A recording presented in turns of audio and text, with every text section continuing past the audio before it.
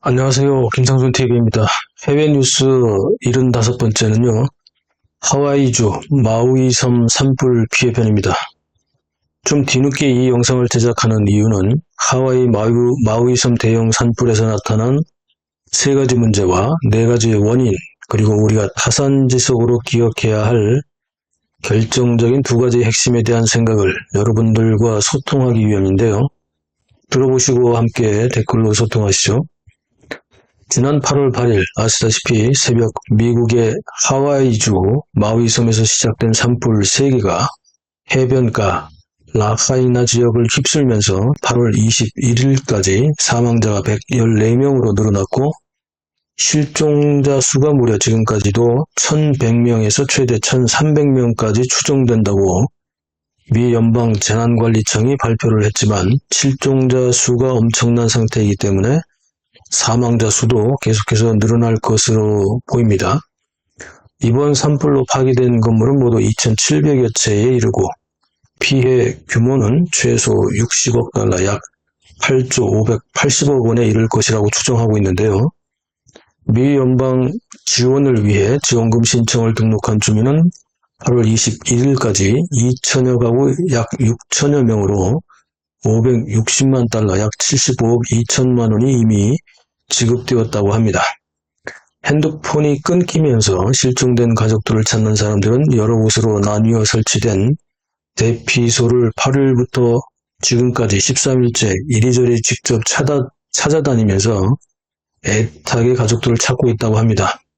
핸드폰이 개통되기 시작하면서 최근에는 실종자 수는 급감하고 있지만 아직도 1000여 명이 넘는 실종자들의 소식을 대피소를 찾아다니며 기다리는 가족들의 심정은 상상하기도 어려운 고통의 시간일 것입니다. 소방대원과 구조대원들은 수색을 마친 주택과 건물 벽에 주황색 스프레이로 X 표시를 하면서 실종자와 사망자의 시신을 찾고 있는데요. 이미 X 표시가 20일 기준으로 2000개를 넘어섰다고 합니다. 그럼에도 아직도 1000여 명의 실종자를 확인하지 못하고 있기 때문에 산불로 인한 화재 피해가 얼마나 엄청났는지 상상할 수 있겠습니다. 차량이 아예 다 녹아버릴 정도의 높은 온도를 발생한 이번 대형 사고로 신원을 확인할 수 있는 지문이라든지 각종 의료 진료 기록도 불탔고 시신 훼손이 너무 심해서 114명의 사망자 중에서 겨우 10명만이 신원이 확인될 정도였다고 하니 실종된 사람들을 잿더미에서 일일이 찾아내기는 정말 난제 중에 난제가 되고 말았던 것입니다. 미국 역사상 100년 만에 대형 산불로 기록된 이번 마우이섬 화재는 선진국인 미국에서 발생했고 13일이 지난 지금까지도 화재의 원인과 처리 과정에서도 많은 문제점들을 야기시켰기 때문에 전 세계 사람들에게 자연재해에 대한 공포와 경각심을 던져주는 사건이 되었습니다. 아시다시피 하와이가 미국의 한 주가 되면서 하와이 원주민을 포함하여 하와이에 사는 사람들은 1인당 소득이 5만 달러를 넘는 선진국 중의 선진국 수준의 높은 생활 수준을 누리는 곳이었죠. 마우이섬의 경우도 제주도 크기 정도의 상주 인구만 약 16만 명 정도로 고급 리조트가 있는 관광 휴양지로서 관광객들이 넘치는 부유한 곳이었습니다. 이번 마우이섬 산불 화재가 대형으로 커지게 된 것에는 몇 가지 문제점이 있는데요. 첫째는 근본적인 소방 시스템 미비입니다. 평소에 재난에 대한 대비가 부족했다는 지적이 나올 정도로 소방 시스템이 미비했다고 합니다. 상주 인구는 16만 명인데 소방대원은 고작 65명, 소방차 13대, 사다리 차 2대뿐이었고 소화전 수압도 낮아서 초기 진화에 애를 먹고 있었다고 합니다. 그렇다면 이것은 자연재해만이 아닌 인재라고 볼 수 있습니다. 둘째, 비상경보 시스템 작동 부재입니다. 화재 직후에 마우이섬 당국은 대피 사이렌을 울리지 않아서 새벽에 발생한 화재에 주민들이 속수무책으로 당할 수밖에 없었다는 것이죠. 이 역시 이번 화재가 인재라는 결정적인 요소가 됩니다. 사이렌은 80개가 있었지만 위급한 시점에 사이렌을 울리지 않은 것은 결정적인 실수인 것이죠. 셋째, 재난관리 시스템 부재입니다. 마위섬 재난 방제 책임자는 사이렌을 울리면 쓰나미 경보로 주민들이 오해해서 오히려 불이 난 산으로 갈까봐 사이렌 경보를 울리지 않았다는 아니하고 책임 회피성 발언에도 문제가 있죠. 이는 평소에도 재난에 대한 기본적인 경각심이나 업무 매뉴얼 시스템이 허술했음을 스스로 밝힌 것과도 같습니다. 이 담당자는 다음날 바로 사임했는데 사흘이 지난 지금까지 후임자 한 명이 없는 것도 시스템 부재를 증명하는 것이죠. 그렇다면 이번 마우이섬 대형 화재의 원인은 무엇일까요? 아직 당국이 조사를 하고 있지만 현재까지 대략 4가지로 요약할 수 있는데요. 첫 번째 원인은 송전선 스파크로 인한 발화입니다. 당시 허리케인 도라의 영향으로 시속 100km의 강풍이 불면서 송전선이 끊어지거나 나무가 쓰러지면서 송전선을 건드려서 스파크가 일어나 발화된 것으로 추정하고 있는데 실제로 보안 카메라 영상에서 오전 6시 37분경 라하이나에서 어둠 속에 섬광이 튀는 장면이 촬영되었다고도 합니다. 두 번째 원인은 허리케인 도라의 강풍 현상입니다. 강풍이 불면서 불꽃이 바람을 타고 순식간에 사방으로 휘날리면서 화재가 더욱 커졌던 것입니다. 게다가 마우이섬의 주택들은 대부분 목조 건물이었기 때문에 강풍에 의해 목조 건물이 오히려 불쏘시개 역할이 되었던 거죠. 대형 화재로 발전한 세 번째 원인은 급속히 악화된 가뭄 현상입니다.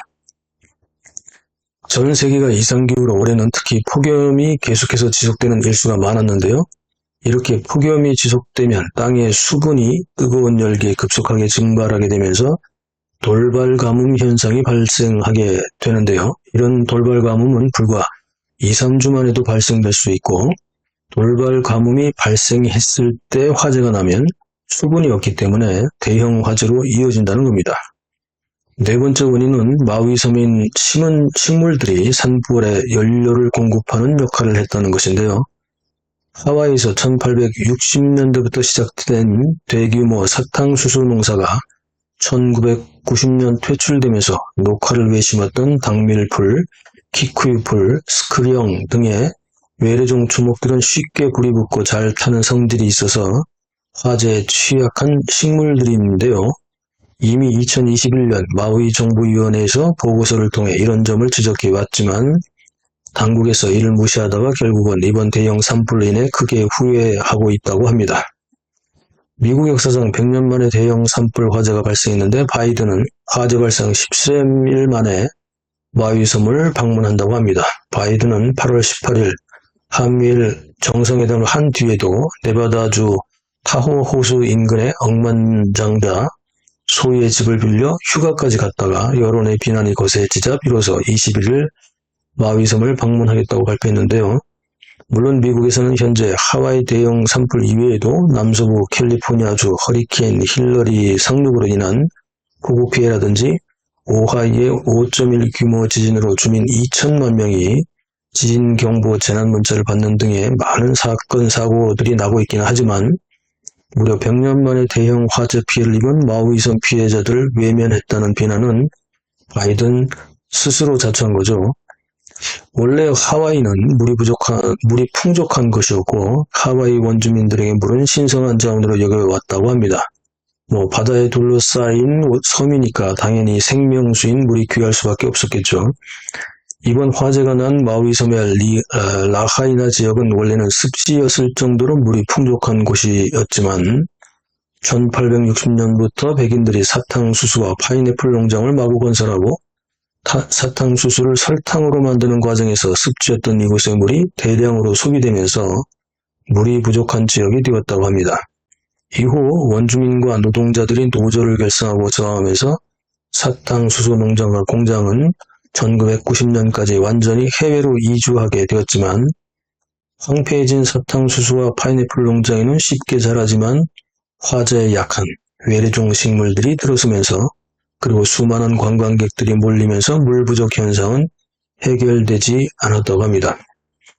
제가 왜 오늘 이 이야기를 정리했을까요? 일단 이번 하와이주 마우이섬 대형 산불 화재의 3가지 문제점인 근본적인 소방 시스템 미비, 비상경보 시스템 작동 부재, 재난관리 시스템 부재에 대해 우리도 다시 한번 평소에 점검하고 또 확인해야 한다는 것입니다.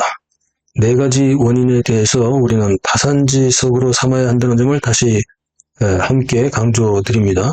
송전선이나 나무가 쓰러지면서 발생하는 스파크 현상, 강풍 현상, 돌발 가문 현상, 그리고 화재의 불쏘시가 되는 낙엽이나 고목 등의 사전 정리가 평소에 감시되고 관리되어야 한다는 거죠. 자연 현상이지만 수시로 모니터링할 수 있는 시스템 구축이 필요하다, 이런 얘기죠. 따라서 이 두 가지를 종합해서 강조하고 싶은데요. 첫째는 자연 생태계는 한번 파괴되면 쉽게 되돌릴 수 없기 때문에 사전 예방이 필요하다, 이런 생각입니다.